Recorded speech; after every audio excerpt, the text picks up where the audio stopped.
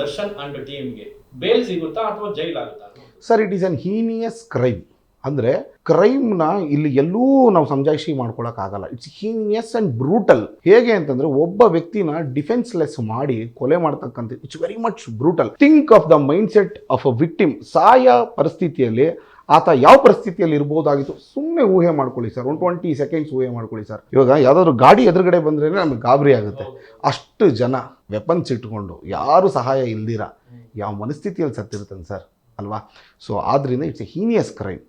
ಆಮೇಲೆ ಪನಿಷ್ಮೆಂಟು ಅಷ್ಟೇ, ಇದರಲ್ಲಿ ಲೈಫ್ ಟರ್ಮ್ ಇದೆ ಹಾಗೂ ಕಾರ್ಪೊರಲ್ ಪನಿಷ್ಮೆಂಟ್ ಅಂತ ಕರೀತಾರೆ, ಹ್ಯಾಂಗ್ ಟಿಲ್ ಡೆತ್. ಬ್ರೂಟಲ್ ಆಗಿರೋದ್ರಿಂದ ಕೋರ್ಟ್ ಟು ದಟ್ ಎಕ್ಸ್ಟೆಂಟ್ ಇದೆ. ಸೊ ಆದ್ದರಿಂದ ಈ ಸಂದರ್ಭದಲ್ಲಿ at the crime stage sir 3 stage ನಡೆಯುತ್ತೆ sir. Crime stage is period of investigation. Crime ಸ್ಟೇಜಲ್ಲಿ FIR ರಿಜಿಸ್ಟರ್ ಆಗಿರುತ್ತೆ. 90 ದಿನ ಕಾಲಾವಕಾಶ ಇರುತ್ತೆ ಇನ್ವೆಸ್ಟಿಗೇಟ್ ಮಾಡೋದಕ್ಕೆ, ಚಾರ್ಜ್ ಶೀಟ್ ಹಾಕಲಿಕ್ಕೆ. Once he goes to custody,